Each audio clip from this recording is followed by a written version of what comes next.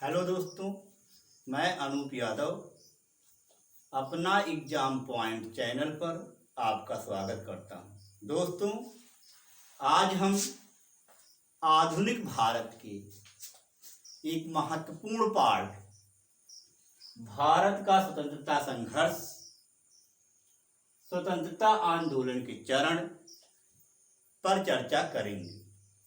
दोस्तों, स्वतंत्रता आंदोलन किन किन चरणों से होकर के आगे बढ़ा है, आज इस पर चर्चा किया जाएगा। इसकी व्याख्या आज की जाएगी। दोस्तों, अब हम देखते हैं स्वतंत्रता आंदोलन के चरण।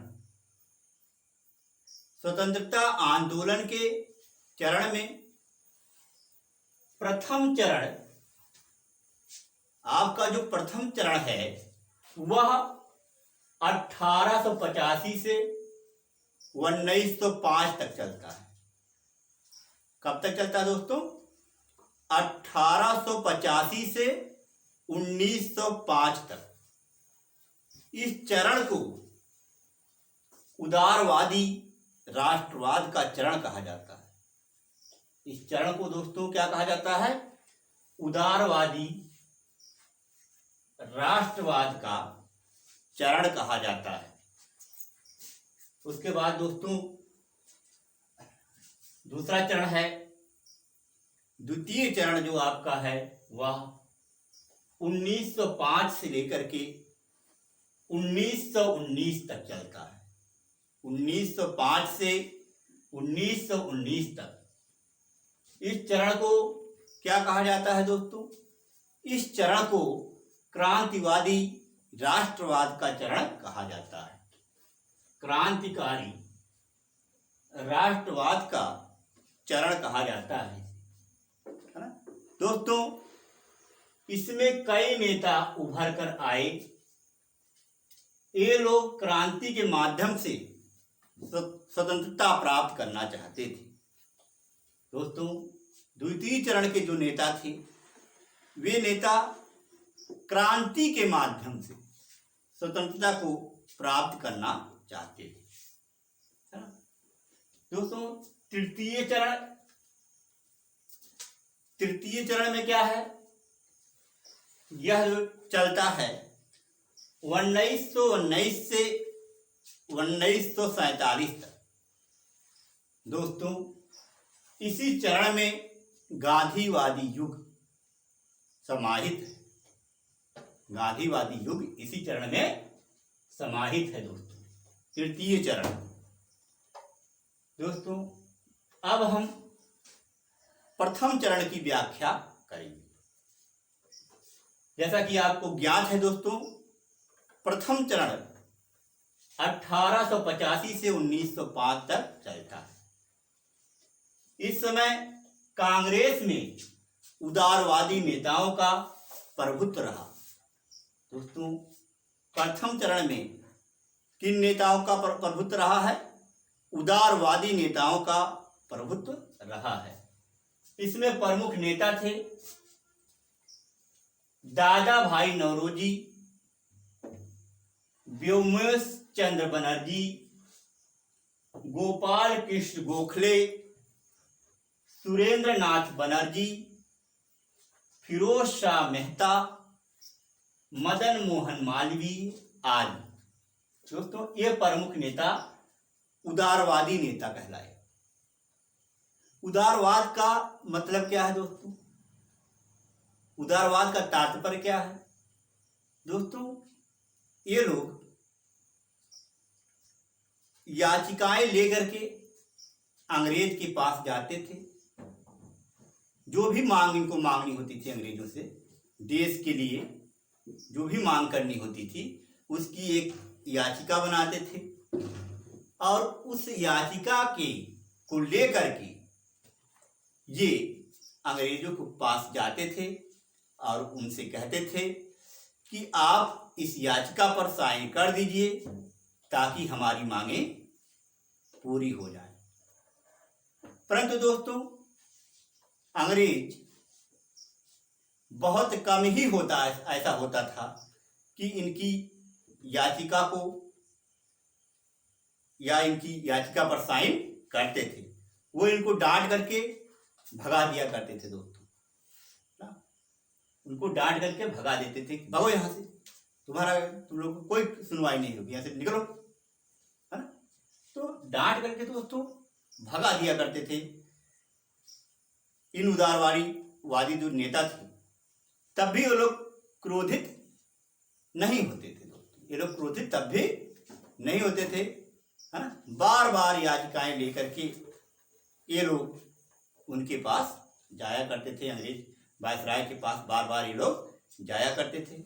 इसीलिए जो क्रांतिकारी दल के नेता थे, उन लोगों ने कहा कि ये जो उदारवादी हैं, ये राजनीतिक भिक्षावृत्ति का काम करते हैं, ये भीख मांगने जाते हैं, है ना। जबकि हमको बलपूर्वक अपना अधिकार मनवाना चाहिए। यह विचार था क्रांतिकारियों का, है ना। और देखिए दोस्तों, क्रांतिकारी विचारधारा वाले लोगों ने, है ना, इसकी आलोचना की उदारवादियों की। क्या कहा कि ये लोग राजनीतिक भिक्षावृत्ति करते हैं, है ना। ठीक है। उसके बाद दोस्तों, बंगाल विभाजन, आप जानते हैं बंगाल विभाजन 1905 में हुआ। यह विभाजन क्यों हुआ दोस्तों? अंग्रेजों ने बताया कि बंगाल एक विस्तृत क्षेत्र है और इस पर शासन करना कठिन हो रहा है। लेकिन दोस्तों, वास्तविक कारण क्या था? वास्तविक कारण था अंग्रेज हिंदू और मुसलमान में फूट डालने का काम कर रहे थे, क्योंकि वो जान रहे थे कि अगर हिंदू और मुसलमान में जो राष्ट्रवाद की भावना बहुत तेजी से कलकत्ता में बढ़ रही है, पश्चिम बंगाल में जो बढ़ रही है, अगर इस राष्ट्रवादी भावना को नहीं तोड़ा गया, इनमें फूट नहीं डाली गई, तो हम लोगों का यह रहना मुश्किल हो जाएगा, हमें वापस अपने देश भागना पड़ेगा। इसीलिए अंग्रेजों ने फूट डालने का काम किया और हिंदू और मुस्लिम को अलग करने का काम किया।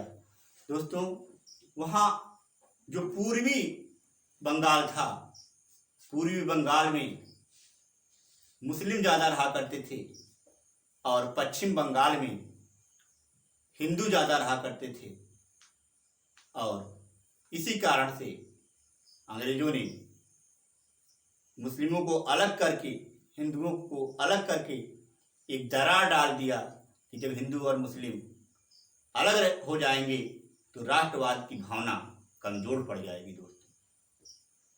तो देखिए दोस्तों, वायसराय लॉर्ड कर्जन, उस समय वायसराय कौन थे? लॉर्ड कर्जन द्वारा बंगाल विभाजन का निर्णय 20 जुलाई 1905 को लिया जाता है ना। बंगाल विभाजन का निर्णय कब लिया गया दोस्तों? 20 जुलाई 1905 को यह निर्णय लिया गया। डेट में आप कंफ्यूजन में मत रहिएगा, यह निर्णय लिया गया था 20 जुलाई 1905 को, है ना। लेकिन विभाजन की तिथि क्या थी? विभाजन की तिथि थी 16 अक्टूबर 1905। इसमें आप कंफ्यूजन में मत रहिएगा। निर्णय लेने की तारीख जो है, आपकी निर्णय लेने की तारीख जो है वह 20 जुलाई 1905 है। लेकिन विभाजन कब किया गया? विभाजन किया गया 16 अक्टूबर 1905 को। कब किया गया दोस्तों? 16 अक्टूबर 1905 को बंगाल विभाजन हुआ। और इस बंगाल विभाजन को शोक दिवस के रूप में मनाया गया। कैसे मनाया गया दोस्तों? शोक दिवस के रूप में इसको मनाया जाता है ना, मनाया गया। और हिंदू और मुस्लिम ने एक दूसरे को राखी बांध करके राखी दिवस के रूप में इसको मनाया और अपनी एकता को दर्शाया कि अंग्रेज भले हमको विभाजित करना चाहते हैं लेकिन हम लोग एक हैं, है ना। राखी दिवस के रूप में मनाया गया। उसके बाद दोस्तों देखिए विभाजन रद्द। विभाजन रद्द कब रद्द हुआ दोस्तों? 1911 में लॉर्ड हार्डिंग सेकंड उस समय वायसराय थे। लॉर्ड हार्डिंग सेकंड वायसराय थे और जॉर्ज पंचम और मेरी यहाँ भारत आए हुए थे और उन्होंने ही बंगाल विभाजन को रद्द करने का निर्णय सुनाया और उन्होंने यह भी कहा कि अब कोलकाता राजधानी ना रह करके अब राजधानी दिल्ली को बनाया जाएगा। यह भी उसी समय निर्णय लिया गया और दोस्तों इसी निर्णय पर 1912 में दिल्ली राजधानी बनी। उसके बाद देखिए दोस्तों बंगाल विभाजन को सही साबित करने के लिए ब्रिटिश ने 1906 में मुस्लिम लीग का सपोर्ट किया, समर्थन किया दोस्तों, उसी का समर्थन किया। आप जानते हैं मुस्लिम लीग की स्थापना 1906 में ढाका में हुआ और यह किसके द्वारा हुआ दोस्तों? यह सलीम उल्लाह एवं आगा खां के द्वारा हुआ। सलीम उल्लाह संस्थापक थे और आगा खां को अध्यक्ष बनाया गया था। 7 अगस्त 1905 से विरोध शुरू हुआ। 7 अगस्त 1905 से विरोध शुरू हो गया और इसे स्वदेशी या बंग भंग आंदोलन के नाम से जाना जाता है। जो आंदोलन 7 अगस्त 1905 को शुरू हुआ उसे स्वदेशी आंदोलन या बंग भंग आंदोलन के नाम से जाना जाता है ना दोस्तों। उसके बाद इस आंदोलन में क्या किया गया? इस आंदोलन में दोस्तों ब्रिटिश वस्तुएं जो थी, जैसे ब्रिटिश कपड़ा हो या ब्रिटिश विदेशियों के जो सामान थे, अंग्रेजों के जो सामान हुआ करते थे, उसको दोस्तों टाउन हॉल कलकत्ता में होली जलाई गई, है ना। ब्रिटिश वस्तुओं का बहिष्कार किया गया, है ना दोस्तों। ब्रिटिश वस्तुओं का बहिष्कार किया गया।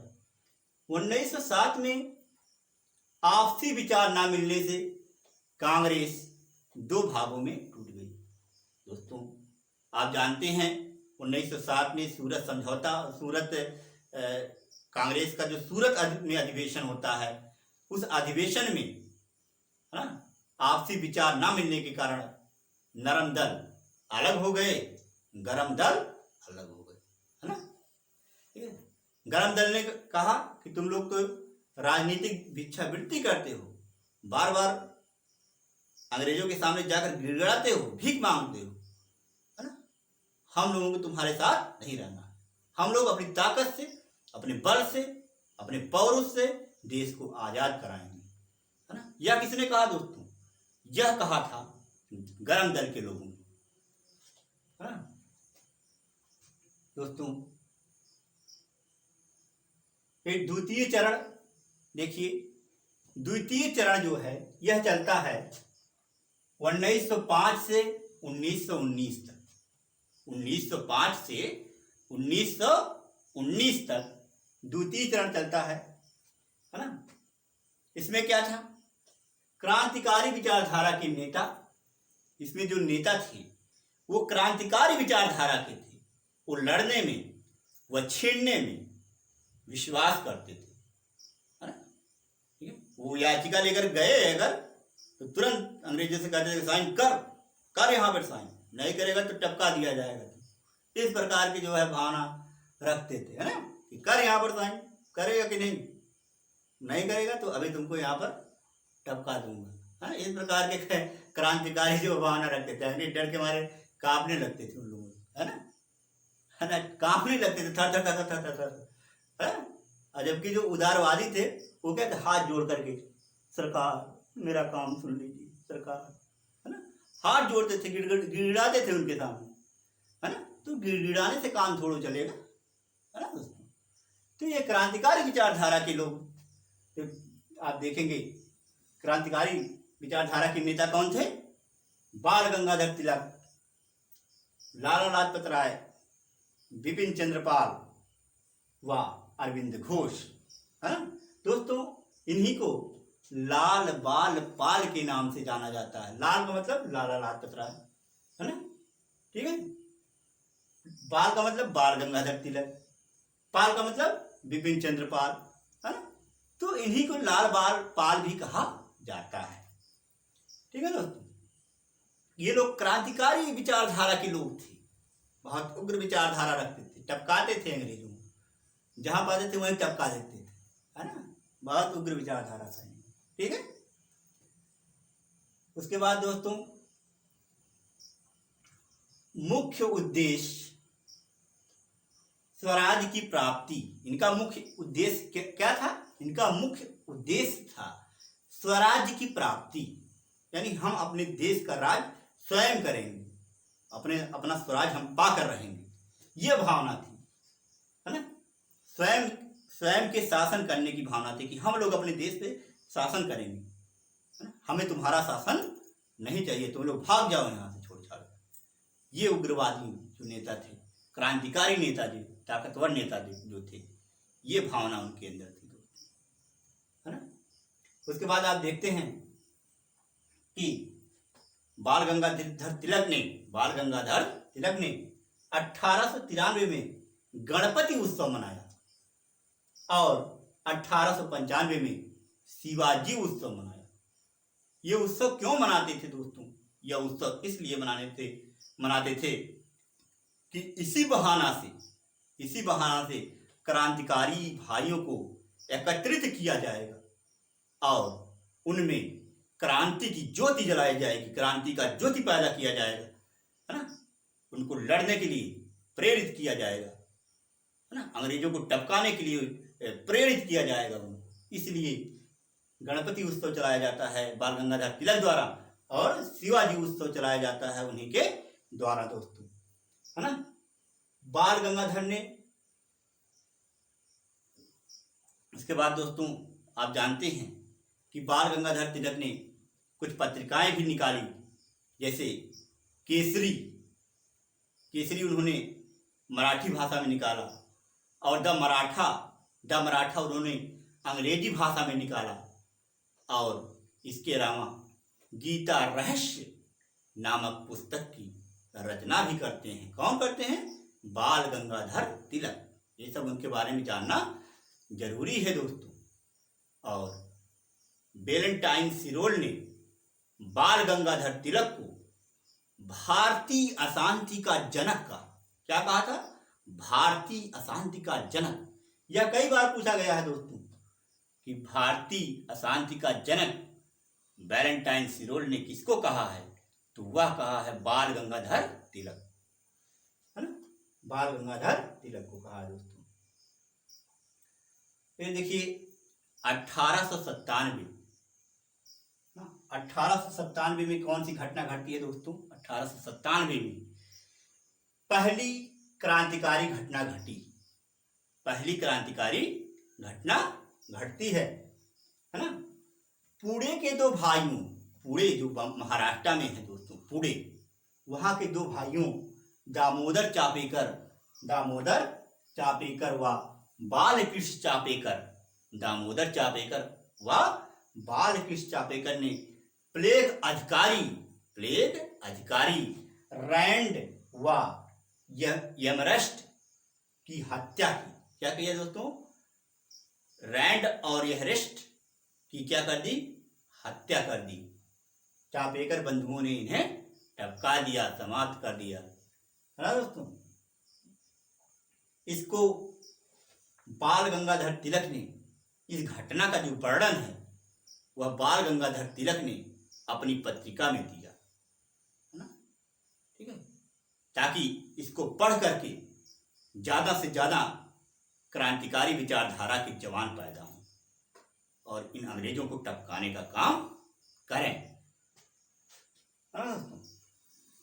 फिर देखिए 1940 में बीडी सावरकर, 1940 में बीडी सावरकर ने अभिनव भारत नामक, देखिए कौन सा है, अभिनव भारत नामक ये एक गुप्त क्रांतिकारी संस्था बनाई, है ना दोस्तों। अंग्रेजों को परेशान करने के लिए, उनको मारने के लिए, है ना, हथियार बनाने के लिए, ठीक है, किसका निर्माण किया? अभिनव भारत नामक संस्था का निर्माण किया। किसने किया? वीडी सावरकर ने। कब किया दोस्तों? 1904।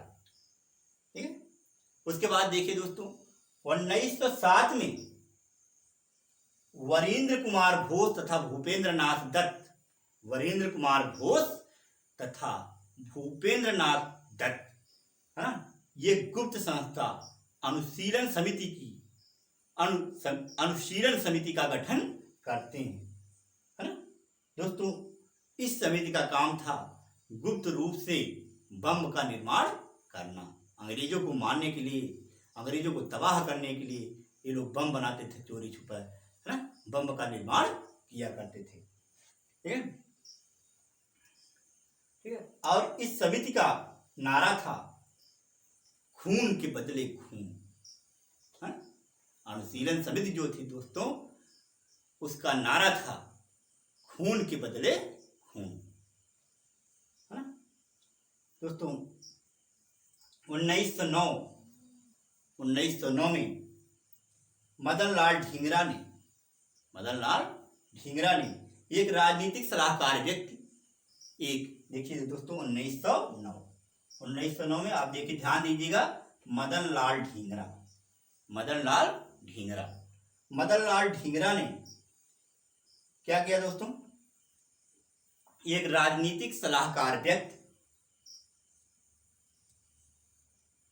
कर्जन वायली को लंदन में गोली मार करके हत्या कर दी, है ना। कितना महान क्रांतिकारी दोस्तों, है ना। लंदन में जाकर के कर्नल वायली को टपका दिया, है ना, ध्यान दीजिएगा इस बात पर। ठीक है, लंदन में जाकर के कर्नल वायली को समाप्त कर दिए। ठीक है, कब समाप्त किए दोस्तों? 1909 में। और 1907 में अब हम दोस्तों देखेंगे 1907 में मैडम भीकाजी कामा ने जर्मनी के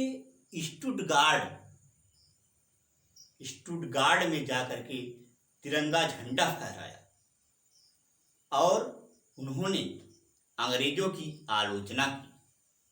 दोस्तों मैडम भीकाजी कामा को भारतीय क्रांति का जनक कहा जाता है।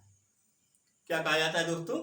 भारतीय क्रांति का जनक कहा जाता है मैडम भीकाजी कामा को। ये कई बार पूछा है कि भारतीय क्रांति का जनक किसे कहा जाता है, तो इसको आप जानिए, भारतीय क्रांति का जनक मैडम भीकाजी कामा को कहा जाता है। दोस्तों अब आप स्क्रीनशॉट लेना चाहते हैं तो ले सकते हैं।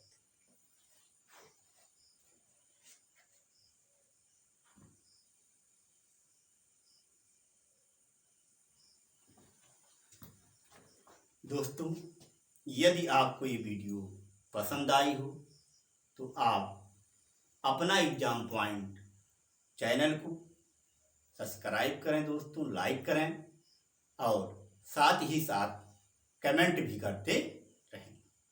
थैंक यू दोस्तों।